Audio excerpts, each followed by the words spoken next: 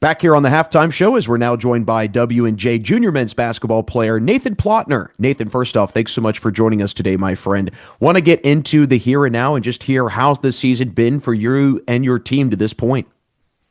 Well, it's been good.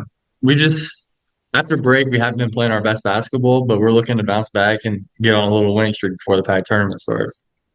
Well, certainly have a lot of time to right the ship, if you will, and get a little bit more wins under your belt. But I want to start from the beginning and ultimately what led you to wanting to continue your career at W&J. What drew you to wanting to become a president?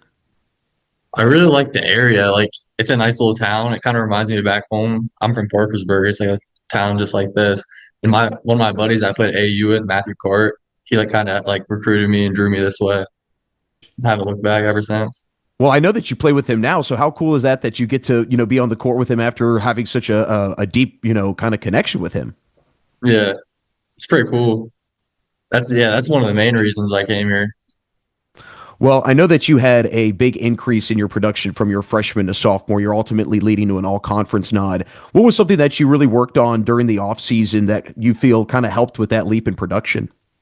I think it was mainly just like confidence and just like working on like getting stronger and like being more of like a post player more than just like a pick and roll and catch and finish kind of guy.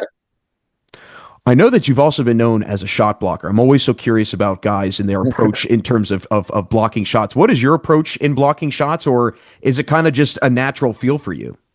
Kind of just natural. Like I just wait for the person to leave the ground and then I like go after them. I have like a height advantage. I have long arms, so I just wait for them to leave the ground and then I just wait for them to like go to the ball and block it.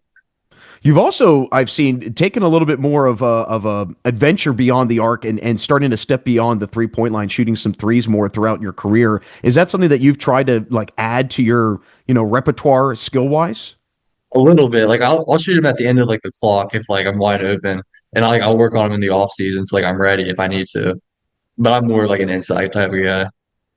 Well, I know that W&J is probably very thankful that they've got you down low on the inside. Nathan, thanks so much for joining us today. Before we let you run, I want to hear from you what you feel it can be that can get your team back to a PAC title. Went there last year and ultimately lost, but what do you think it can be this year that gets your team to the championship again and ultimately victorious?